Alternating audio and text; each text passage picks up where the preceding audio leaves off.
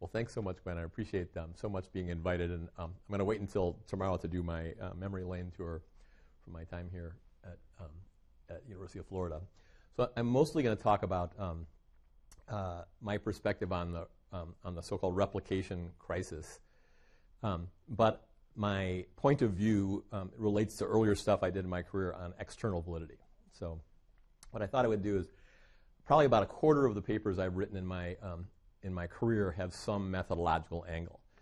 And like the overarching theme of all of my work is to dispute kind of textbook prescriptions about what will lead to valid inference, and to argue instead that drawing valid or invalid conclusions is mostly a function of how well or poorly we understand the phenomena we're trying to study in the first place.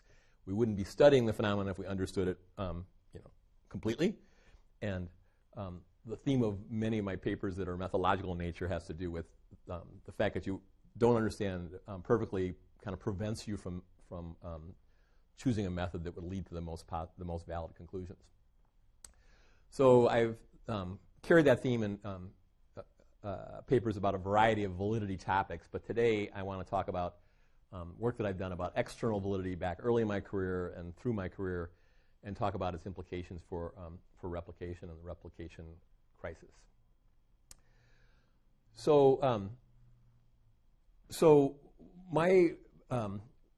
my view of external validity is that in many cases, external validity is the generalizability of findings across different settings, across different persons, different operationalizations of the independent and dependent variables. And I want to talk a little bit about unobserved heterogeneity here. So when I arrived here in 1979, I think Joel and Joan were just driving me over in the building. I'm driving by like places I particularly remember on that trip when we first arrived here. But back then it was possible to like read everything that had been written in the Journal of Consumer Research because it wasn't that old. So like we drove down from my grad school and I'm reading like everything that was published in JCR. And the editor of JCR at the time was a guy named Robert Ferber, for whom the Ferber Award, the dissertation award, is named. And he was a distinguished survey researcher. And he had this editorial called Research by Convenience. And basically his argument was that that research that is based on convenience samples is junk. And so it's basically anything that's published that's not a probability sample can't be believed. Well, I was trained as an experimental social psychologist, and like it isn't possible to have a probability sample if you're doing anything like that. And so, like I reacted, I took a bit of offense to this, and I reacted a little defensively and so on. But honestly, as an experimental social psychologist, I never thought very hard at all about external validity. External validity was kind of a secondary issue. So, but I started thinking about the role of external validity if you're doing more theoretical stuff. And I showed up in '79, and this classic Cook and Campbell volume came out, and they made a fantastic distinction in their discussion of external validity, and that was the distinction between generalizing to some population, which was what random sampling is supposed to achieve, versus generalizing across subpopulations that differ in some background facet. So it could be different sets of people, or it could be different settings. So anyway, I read Ferber, and I also read what Cook and Campbell had to say, and I disagree with both, and I started writing. And I had started working on this, and along the way there was this paper that came out by Calder et al. That made some arguments that basically said the following, that external validity is really only relevant if you're trying to do application research, and then the prescriptions were to be realistic materials, try to match as closely as possible the research, the test setting, and the extrapolation setting. But also, if you're doing work that's supposed to be making more of a theoretical contribution, kind of don't worry about external validity. It's not particularly relevant. So anyway, I'm a disagreeable guy. I disagree with all these people, and so I started thinking about this, and like the prescriptions that you'll read when many people discuss external validity. One is this idea of statistical generalizability via probability sampling. since Gwen is from the management arena, field settings are argued to increase external validity. So if you have a field setting, somehow your research is more externally valid than if you have a lab study. And then if you're doing a lab study, then realism is somehow going to help your external validity. So that was kind of the standard kind of received view, and I would say you still talk to a lot of colleagues who have who retain those views. And in addition, as I mentioned from the Calder et al., the argument was external validity is low in priority for theory testing research. And so, my argument was, and this is really the theme of many of my papers, that there's like nothing methodologically that if you only do X, that'll be necessary and sufficient to get externally valid research findings. And I didn't think that external validity was a function of methodological orthodoxy.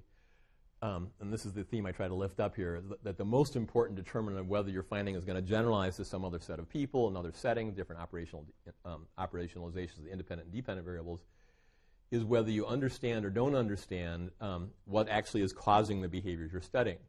In particular, I lifted up this idea of background factor by treatment interactions. That is, you've got some key independent variable that you have that's got some treatment, and there's something you think is irrelevant. We'll call that a background factor. In your study, you hold it constant. But had you allowed it to vary, you would have seen that a background factor interacted with the thing you studied.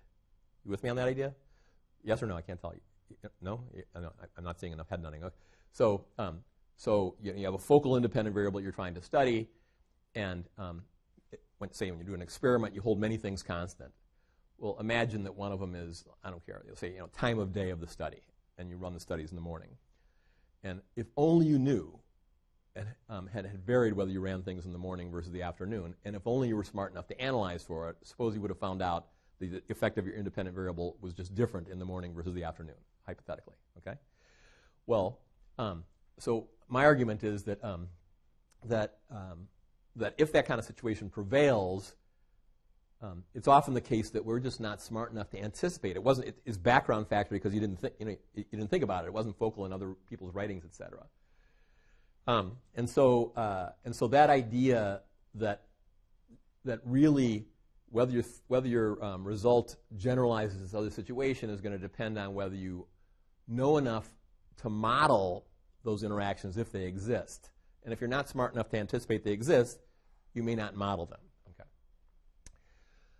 So just sort of walking through all the the standard orthodoxy about external validity, and again, the second half I'm going to relate this to replication.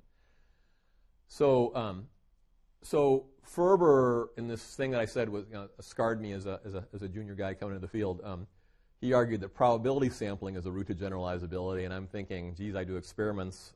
I guess I might as well give up. Calder et al. In this paper that was also motivating my early work agreed. But my argument is that first of all, like sampling is never going to get you anywhere, because my argument is that in statistics, sampling has to do with the population in statistical theory is a set of measures. Actually, it's not people; it's measures. So you have a set of numbers, and you're sampling randomly from that set of numbers. And we know, we understand the statistical properties of sampling from those numbers. But if in consumer research, whatever you're studying, if for whatever phenomenon you're studying, if the same consumer doesn't have a particular number stamped on his or her forehead, if the answer the consumer would give or the behavior that would be emitted would change a little bit in the same study if you varied one of these background factors, then you can randomly sample consumers. And it doesn't imply the results will generalize to whatever population you care about. Like in the original paper that I wrote, I gave the example of trying to understand how likely you were to have an accident if you get out on the highway, and you do the whole study on New Year's Eve. If you did the whole study on New Year's Eve and somehow you're able to have a true probability sample of drivers in the U.S., and you somehow were able to get statistics to figure out like what fraction of them had an accident, you get a number. But the fact that you had randomly sampled, quote, consumers doesn't achieve a correct extrapolation of the population. And so, I also argued that in almost anything we care about, the population, if you really think deeply about the population, the measures we care about are things that happen in the future, which by definition there's zero probability of sampling those. So my argument is there's no such thing as a probability sample. I think that it doesn't exist.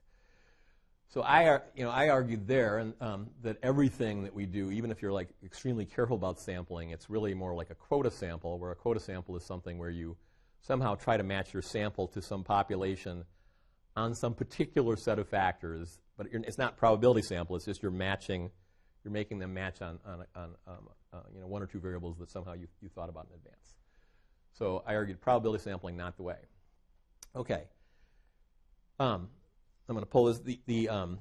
So the second, the second idea of external validity, and the one that is going to be most focal in the second half of what I'm going to say, is generalizability as conceptual replicability.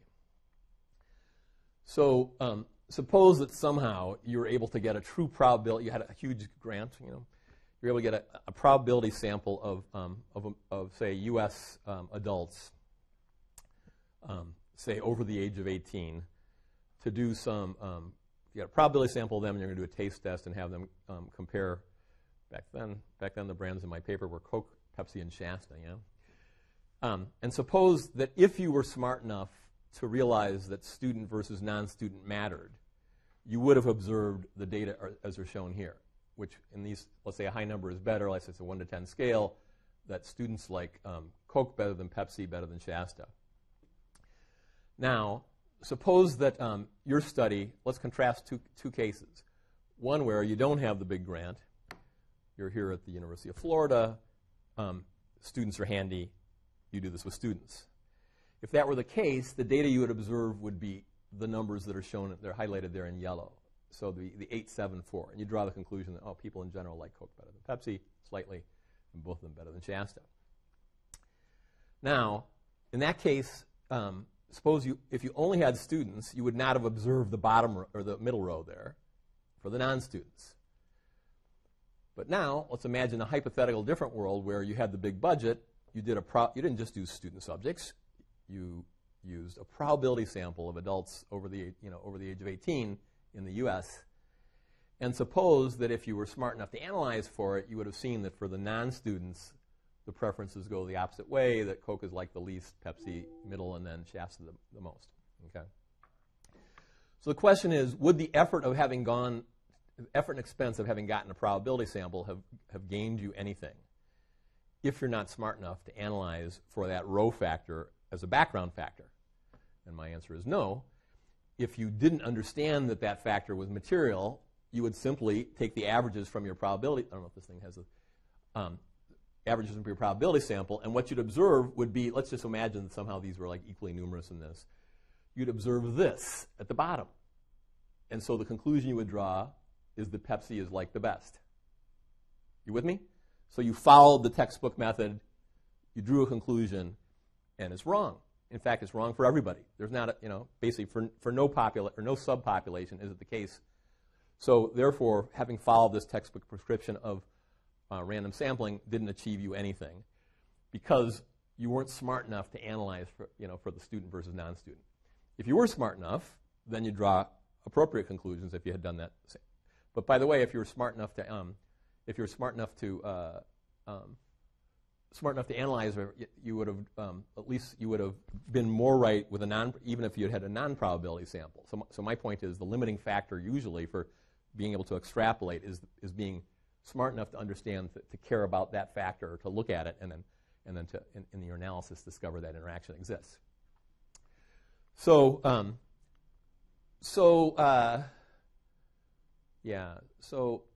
argue that that the experimenter ignorance is really like the main limit to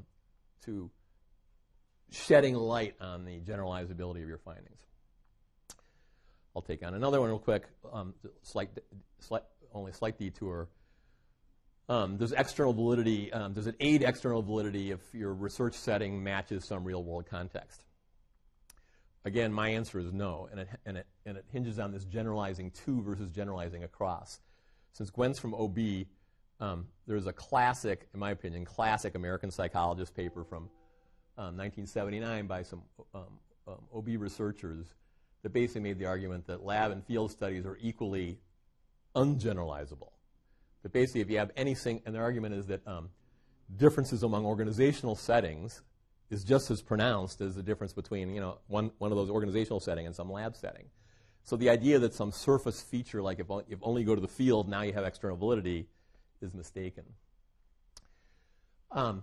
So field studies are supposed to help because they are real, and then many people have the related thought that okay, if you're in the lab, even if you're not in the field, if you're realistic somehow, you're going to be more externally valid. It has exactly the same logical flaw in that argument. And so I would argue, the realism is just a special case of this conceptual replicability. If you're realistic on if you're unrealistic on some background factor that does not interact with the thing you care about, it doesn't matter. Like, it's just the case that if you're unrealistic on something that does in fact interact, then you're going to draw a conclusion that would be different if you had varied your operationalizations. So I always, my arguments in these early papers is to think at a conceptual level, to try to build some model of behavior, to think about these things that are not focal to your research, but think about those background factors and would they be likely to interact. And think about that at the construct level, not the feature level.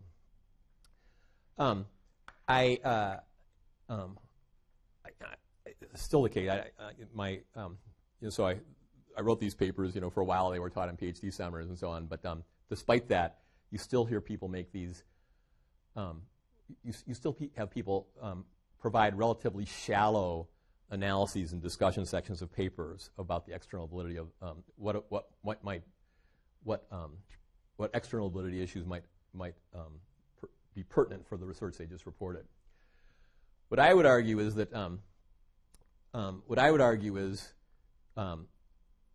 when you're talking about the generalizability of your findings in the discussion section, if you haven't investigated something directly, but you're trying to write something intelligent in the discussion section, it should be more of a conceptual analysis. So I'll give this example. There was a UF PhD student who, by the way, won the Ferber Award for the paper this graph comes from. And so when she was a fresh PhD student, she was making a presentation at ACR. And in her dissertation, she was interested in the effects of advertising on price elasticity. That was her topic. And she did really cool lab experiments where people were buying Canadian candy bars. And they were varying the prices and real money and exchanging. And she varied features of the advertising, whether they saw no advertising for Canadian candy bars, or they saw reminder ads, or they saw differentiating ads. And she looked at the effect of that on price elasticity. And in her paper, she reconciled a conflicted literature about when advertising does increases or decreases price elasticity.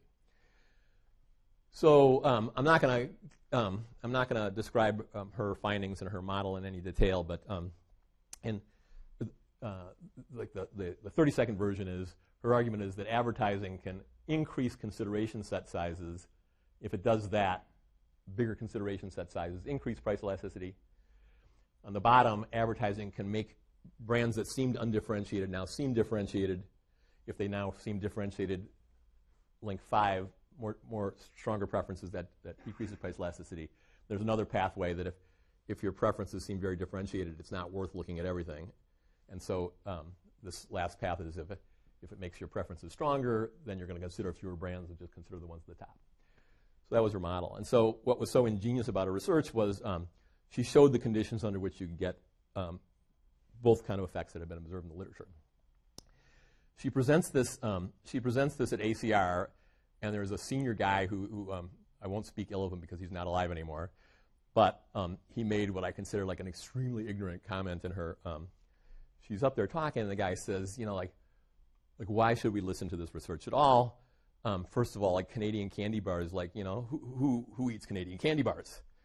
And then he says, and by the way, you had like forced exposure. You exposed them to these ads, 3 times, like forced exposure, And so, what I would say is that, this instead like permits an intelligent external validity discussion, because you can talk about what environments in the real world are ones where each of these links is stronger and weaker, and you can map map different substantive systems onto kind of different special cases in this model. But this guy was reasoning at this very surface level. So and I guess the other thing, this is slightly digressive, is that so it was also argued that at the time that that only if you're trying to do applied research, or what Calderall called effects application, should you worry much about external validity. And when you did, by the way, you should follow those textbooks things that I just disputed. And my argument was that, well, if it's applied research, you don't have to match exactly. If you have a good model, you should be able to model and then kind of reweight the data. So my argument was that if you're trying to do applied research, you also need a good theory of the phenomenon to do the mapping.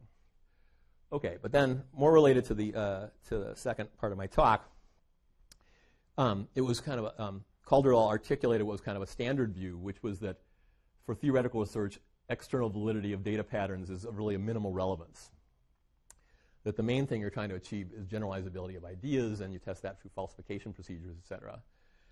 And they argued that, okay, if you're trying to do falsification procedures, what really matters is statistical power if you have an experiment that would falsify. And so they argued, well, okay, well, homogeneous subjects, for example, would reduce the error term. I saw Alan is, where's Alan? He's teaching from Keppel, the Keppel design textbook that I always taught from. So the argument was that you can reduce the error term in your F ratios by having homogeneous student subjects or something like that. And so therefore they argued, anything that people are telling you to do to try to be, sample more randomly, et cetera, that's bad advice. And my argument was that external validity is very closely tied to the construct validity of theories, or the so-called nomological part of construct validity. And the argument was, if your theory says that this background factor should not interact with whatever it is you're studying, but in fact it does, say you didn't expect it, but you had variation on that background factor, and you model it, and you get an interaction, that often tells you don't understand the phenomenon quite. So it'll usually cause some theory revision. And so what I advised then, and what I do a lot in my own research since, is you'll deliberately, on these background factors you think are immaterial, you'll have like stimulus replicates that differ on these various things, and just test, does it interact or does it not? And sometimes you're surprised, and when you're surprised, that can be a stimulus for theory revision. I think I'm going to skip that, just sort of looking at how the clock is going on this. But all right. So anyway, from that early paper, I argued you can't attain external validity. It's not like you do some method and you get it. You can simply try to assess it, and we usually do so imperfectly. And why do we do so imperfectly? It's not about the method section. It's more about the intro results and discussion. That if you have the right model at the level of constructs, then you'll be able to make an intelligent statement about external validity. But the inadequacy of projection depends on the inadequacy of our theories and models and the ability to anticipate what's going to happen, what interactions do exist. I'm going to skip that part too. Basically, I have another paper that's Hutchins, Kamakura, and Lynch. It argues that those of us in consumer research will often have variability, let's say in the subjects who are the participants in our studies. But we don't understand what aspects of the subjects really matter. And there can be what's called unobserved heterogeneity. Anybody who's on kind of the modeling side of the field, they talk about that in every paper. But the idea would be that you're sitting there, you've got people randomly assigned to these different conditions in your study, and unbeknownst to you, there are different blocks of respondents that if you only knew how to type for it, they would behave differently. So it's quite possible for us to do studies where we thought we were doing everything perfectly proper, but the conclusion we draw is like my example with the soft drinks, where we're just looking at the overall averages, because we weren't smart enough to do the stratification. In which case, the findings that we report may generalize to some, to all, or to none of the individuals in the study. Is that point coming through? So it's the same point as the soft drink example. And one of the things we said in that paper was that between subject designs, which kind of probably a predominant type of design and experimentation, they make this aggregation bias especially hard to detect. Like if you're not smart enough to look for the background factor, it's hard to find it. Whereas, for example, within subject design, you can look at each subject and look at how many subjects seem to follow the pattern that you're saying your independent variable produces. So anyway, so we also said, by the way, like some people, there are other people who dismiss behavioral research to say that everything we do is confounded by unobserved heterogeneity because we don't do that kind of modeling. And in that paper, we showed some tests to how to tell whether that's it's plausible or implausible. I'll skip that as well. Okay, so let's bring all this to the replication crisis.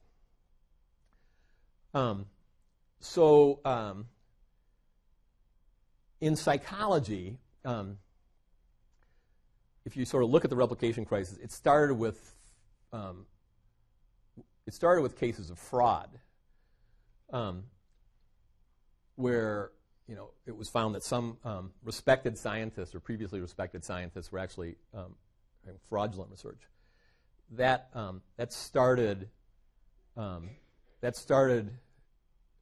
triggered more interest in seeing the replicability of findings. And it led to a practice of so-called direct replication. A direct replication is where you try to do as close as possible replication of the original procedures in the study. And if you take a look at how the replication crisis evolved, you had people take famous papers and try to replicate them, and they would often not get the same result, or it might not be statistically significant, etc. And there was definitely a stream of this that was a little Salem witch trial where somebody would try to replicate somebody's finding, they wouldn't get it, and the presumption was if I tried to replicate your study and I didn't get the same result as you, my results are right, and yours that you published are wrong, right? So there's lots of these examples where where people are trying to replicate. Some researchers earnestly trying to cooperate with the replicators, and the result doesn't replicate. And these really snide blog posts would come out like this one. So more research is probably needed to better understand the effect. Don't you just love mom and apple pie statements? Others can dedicate their time and resources to this effect. We gave it our best shot and pretty much encountered an epic fail, as my 10-year-old would say. My free advice is that others should use very large samples and plan for small effect sizes. So, just a lot of, definitely episodes of people who were having their careers ruined is probably strong, but in some cases ruined, but definitely damaged when somebody else would try to replicate a finding and then not be able to get the same result. I don't know if you all read the New York Times. There was a pretty good recent story about when the revolution came for Amy Cuddy. How many people saw that? You see that? Okay. So Amy Cuddy is the one who's the power pose person, and basically this key result didn't replicate, and they do a great job of kind of explaining her experiences. People were unsuccessful in replicating her findings. So I think a lot of good things have come of this. A lot of good things have come out of this movement, but there's a part of it that is, in my opinion, not as productive as it could be. So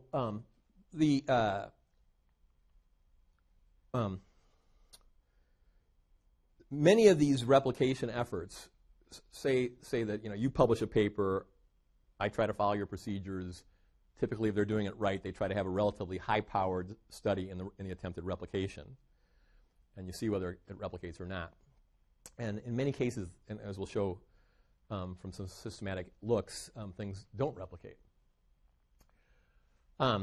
Well, what I want to do is I want to break the analysis down into two types of validity. So I'm not sure if people still have the same lexicon of all the Cook and Campbell types of validity, But there's statistical conclusion validity. Statistical conclusion validity is basically freedom from type 1 and type 2 errors. Most of what's written about the replication crisis suggests that if I tried to replicate your finding and didn't get it, then yours must have been a type 1 error. You with me? And so the argument is that we should understand what just happened in terms of just pure statistics. Okay? And I would say, and what I'm going to say, in many cases it can be an external validity issue. But I want to give a tip of the hat. I want to give a tip of the hat to the statistical conclusion validity. You know, if you take a look at, I guess you got all sorts of these speakers. Like do you have Simmons et al. Coming and so on? Like, so you wouldn't be here if like you weren't interested in this topic and have read false positive psychology, et cetera, right? So like that article, The False Positive Psychology, called attention to practices that people didn't think were wrong, but produced unreliable results. Really statistical practices that people didn't think were wrong. For the most part, they did. If they thought they might have thought well, nobody thought they were wrong, or I don't think they did. So they would do things like, you try a lot of covariates, that kind of thing. Well, one of the things that I think has come out of this replication crisis is an appreciation of the role of statistical power. So Alan, where are you? So do you teach? Have you done the power part yet? Are you teaching it right now? No. You haven't done it? Okay. Like I taught, I think, the same class when I was here at Florida. I teach the same class at Colorado. I teach my students about statistical power. I think that colleagues, JCR, Ed Board, AEs in general don't understand power. So power is an ill-understood concept, and people learn it a little bit in their PhD programs, and they kind of forget it, and they don't really make much of it. And I think the high-level reason why they think that is they go, well, okay, if I had a low-power study and I still got the result to be significant, like, isn't that more impressive? Isn't that more impressive? Like, I handicapped myself and I still got the result, right? That's the okay. But I made this argument, or we made this argument in a paper in JCR in 1992, and a number of other people have made the argument. The thing is, it turns out to be the case that it's very hard to publish your paper if your result is a negative result. Like, nobody disputes that journals are much, much more likely to publish a statistically significant result than if I ran the same study and the results were null. You can argue about how strong that is, but there's definitely publication bias in favor of significant results. Imagine a world where where you do not get your paper in unless it's a significant result. So every paper that's published is a significant result. Okay. That set of results, imagine 100 such studies are published in a journal. Those studies are some mix of real results and type 1 errors. You with me, right? Obviously we know, okay. All right, now, the proportion of the two depends on the ratio of power to the type 1 error rate. You with me on this? So it turns out I'm not going to do the whole Bayesian analysis, but if you do whole Bayesian analysis, say, like, what fraction of the 100 papers were ones that were type 1 errors versus real, that proportion is directly related to the ratio of power over type 1 error rate. So if journals only published significant findings, imagine a world where the 100 papers are all low-power studies versus where the 100 papers were all high-power studies. Okay, from the argument I just made, since it all depends on the ratio of power to the type 1 error rate, you're going to publish twice as many type 1 errors in the world where everything is low power. So if we're all running a whole bunch of low sample size studies, for example, and say the average power was about 0.4, okay? So in other words, the likelihood that if we ran the study over and over again that we get the same result 40% of the time. So matters. And so I do believe that some substantial fraction of these failures to replicate are because the original was a type 1 error, and it's and basically low power and our field's inattention to power is one of the culprits. Okay, so that's a statistical conclusion validity issue that I think is a real contributor, and I think it's important for us all now to be much more sensitive to power. But the main thing I want to stress is, like, I have a very different view about these failures to replicate. I think that if you publish a paper and then I try to replicate it and I get a different result, and I was making fun of the idea that, like, oh, mine's right and yours wrong. If you cannot tell the difference between the conjecture that the original result was a type 1 error, that's a statistical conclusion validity issue, versus the issue was an external validity issue. That is, there's something slightly different that I didn't appreciate about how I ran the study compared to yours, that, like I said in remember all my examples, that interacted, and neither of us were smart enough to look for it, but that produced a different result. Is that argument clear? So that distinction between, so I believe that like if there's like a single replication, it's absolutely impossible to tell those two stories apart. Okay. And by the way, I've said, from harkening back to my earlier writings, like, I think producing evidence in the original paper about generalizability and whether things interact with background factors is very useful. But if I try to replicate your finding, I don't get it. It could just be this external validity issue. All right. So this really motivated me when me and these colleagues, Eric Bradlow, Joel Huber, and Don Lehman.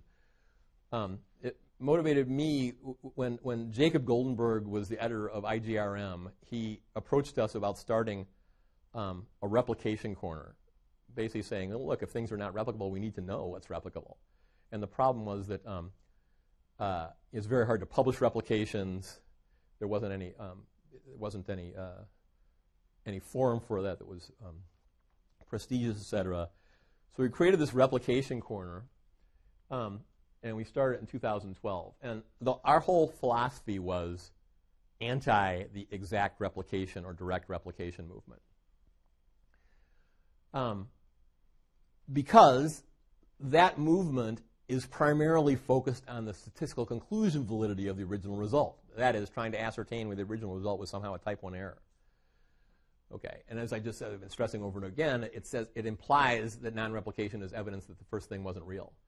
We didn't think that was warranted. And so what we did when we ran this replication corner is we didn't publish anybody's attempt at a direct replication.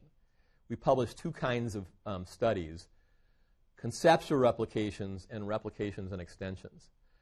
A conceptual replication takes the original study and simply tries to operationalize the independent and dependent variables in a different way for the same constructs, and then see, do I get similar results or not? Okay?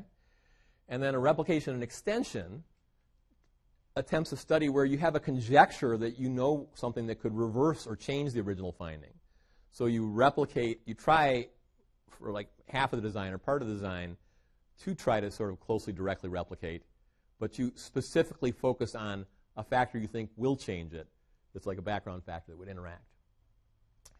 And so we published, we peer reviewed these types of replications and published just the best of them, but not as a function of whether they found significant results or not.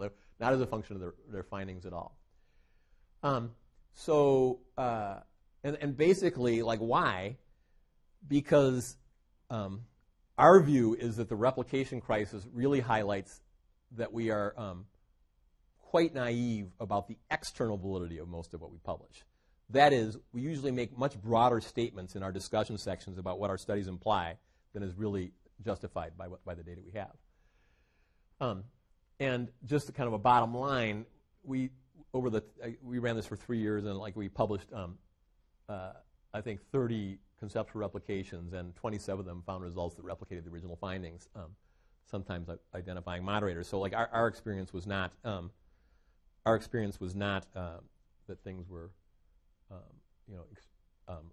ridiculously fragile.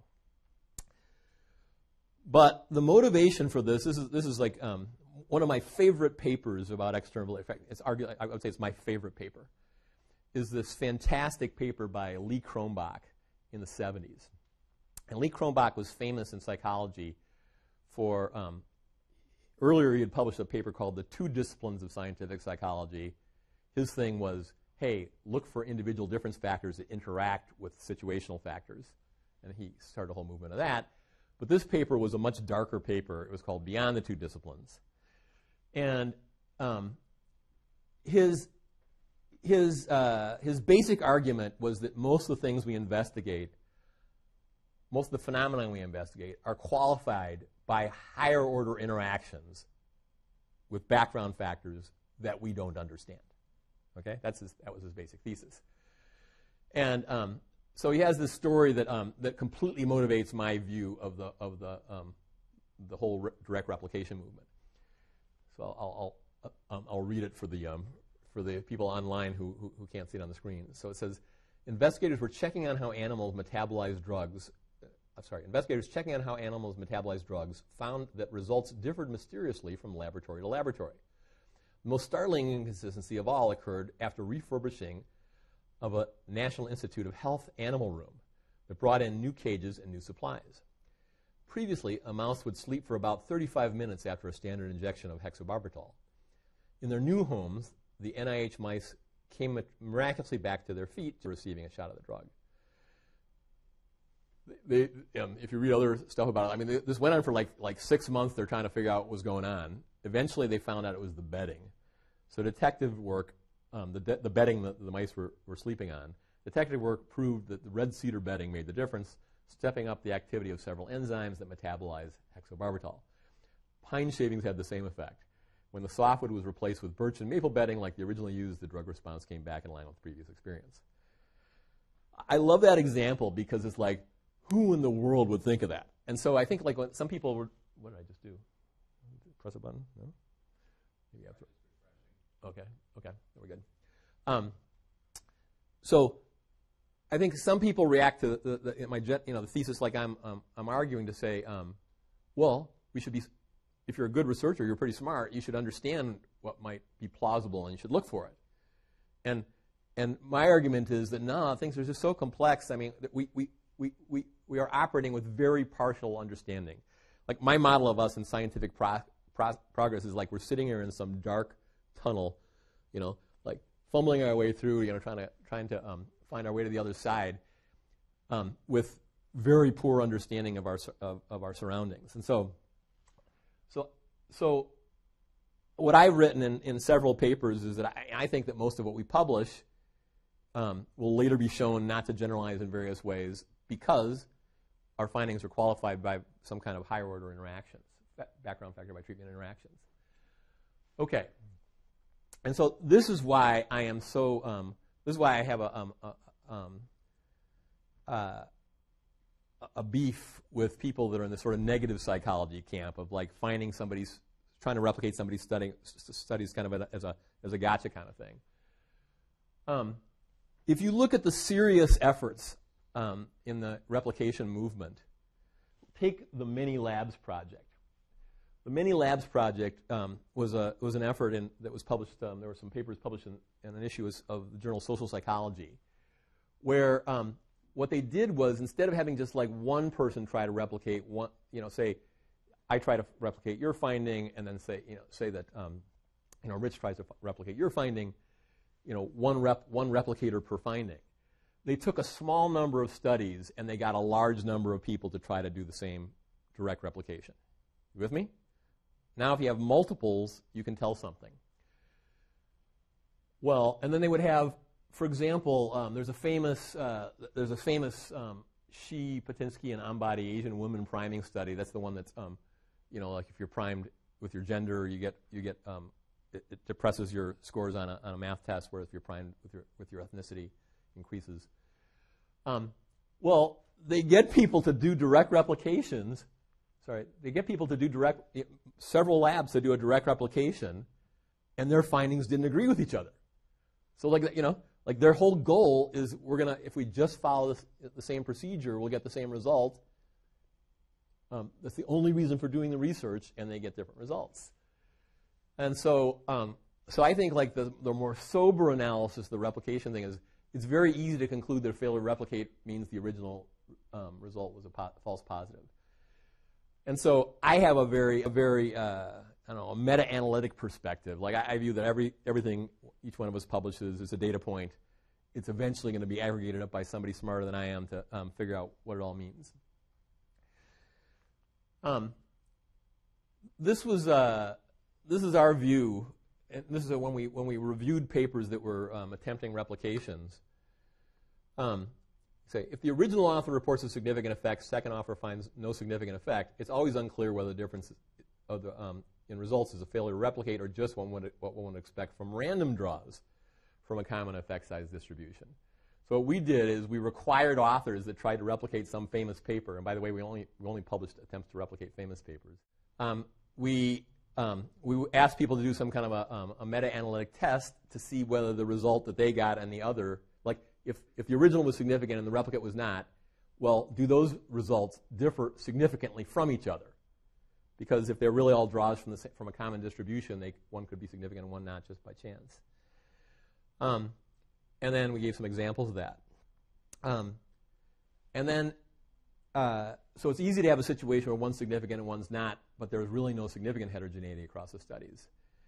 You can test for whether the results are significantly different from each other. You can do meta-analytic tests of whether they're significantly different. And if it turns out they're not, then you can compute some weighted average result across the two, in which case it might have been not significant in your replicate, but when you put your replicate together with the original, the combined evidence still supports the original finding. So, so that was the posture that we took. Okay, now, you know, there are very well done and very systematic efforts to give some diagnosis for us of what we might expect typically if we pull a paper from a premier journal or pull a set of papers from a premier journal and try to replicate them. And this was there's the Open Science Collaboration, which I'm sure you're going to hear a lot from in this series, published an article in Science where they had a set of papers that were sampled in a very systematic way from a set of top journals. And on the x-axis are the original effect sizes, and on the y-axis the replication effect size.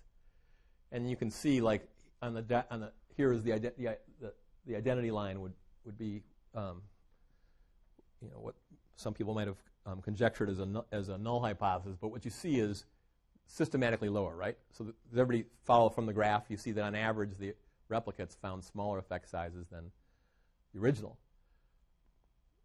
Like my view of that one is, for sure you'd expect that distributional property to hold if you, unless you're utterly naive, unless you deny that there's publication bias towards significant results, you expect that. The other thing you find in this is that, the bubbles here, the small to larger bubbles reflect the power of the replicate, etc. So if you read that paper, you know, they basically it comes up with a fairly dire conclusion about what fraction of the original conclusions actually replicate. Not trivially, not zero, but not an encouraging number.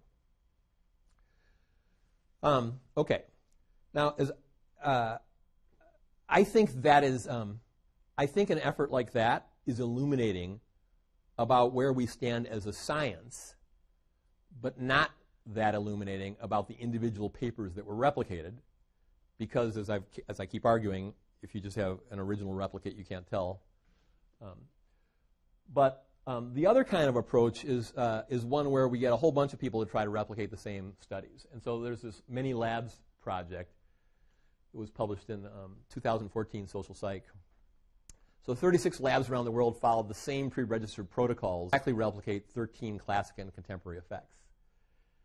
And it turned out that in the aggregate, 10 of the 13 replicated consistently. One effect of the 13 showed weak effect, and then 2 effects, the flag priming effect and the currency priming, did not replicate. But my big takeaway, so basically that article is sometimes cited to be mildly encouraging. But my big takeaway from that paper is because they had like 36 labs trying to replicate each thing, they can look at the effect sizes from each lab, right? And so we're all following the same pre-registered protocol, and yet we're getting different results. And this graph is a little hard to read, but each, the rows are particular famous studies, and then the x-axis is the standardized mean difference of the effect size in the replicate. And what you see on these is you see a high level of heterogeneity for individual studies. You see a pretty wide variation in what findings they get. And in fact, when they tested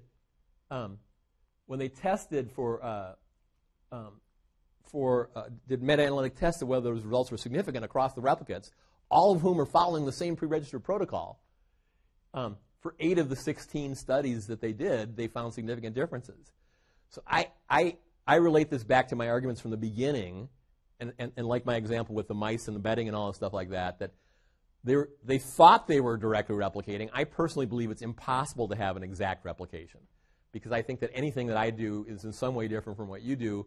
It's just that you're kind of hoping that those differences don't matter, but we just don't understand what matters that well. And so, to me, these findings suggest that it's, rather than trying to figure out whether the original result was a type 1 error, we should be trying to figure out, like, what about that? Like, why do those things? So I view that our efforts are more well spent on matters of external validity, which, again, the way I define it, is not your little textbook stuff. It's trying to understand what background factors might moderate the finding that you're presenting. And so what we did in this in our time in the Replication Corner is we focused on important, highly cited papers. We published only conceptual replications and replication extension, no direct replications.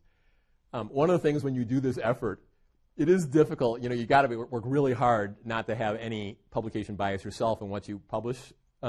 Because what happens is if somebody tried to replicate my finding and they didn't, we would use those authors as reviewers, and they were sometimes a little like they would always want to say something about, oh, you didn't quite exactly do what I did, but we pushed back on it pretty hard. Yeah, please. So a second ago you said there's no such thing as a direct replication. Yep. Right. Really it's right. At a different time. Right. By different people. Right. Right. So then what does it mean?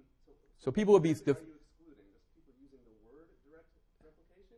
Yes. Yes. Yes. So the idea that they're going to try to take what I did to have a paper where they try to do exactly what I did and do it again. We didn't consider such papers. So you would either have to have operationalized the independent and dependent variables differently than the original, but have different plausible operationalizations of the same constructs. So you're testing the same construct.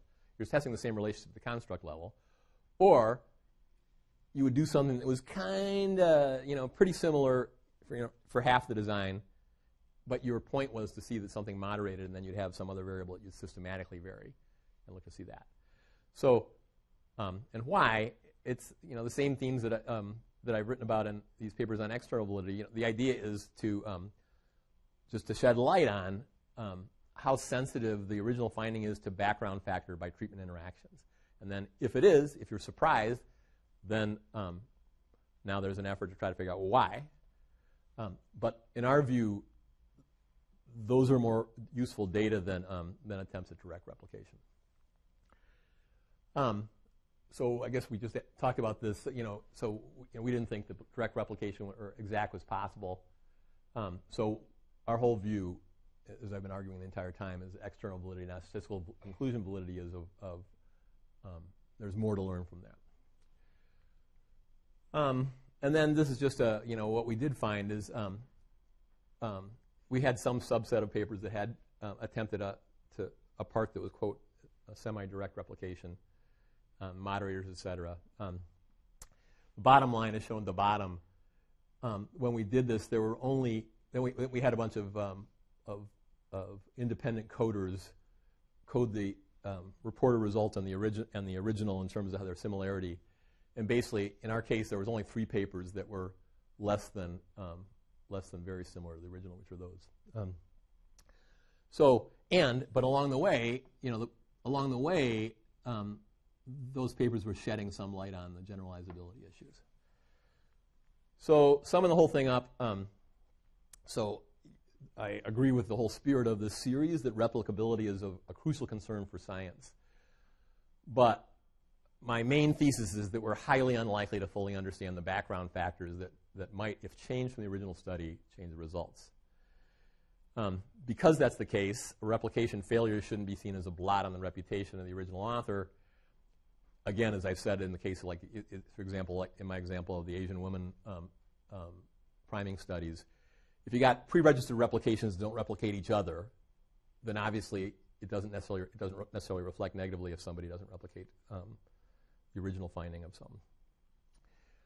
And we believe, and I continue to maintain, that a culture of conceptual replication and replication of extension is more likely to be fruitful because I believe that I've said repeatedly, I think we chronically overestimate the generality of the findings that we publish. And that's what I got. Thank you so much.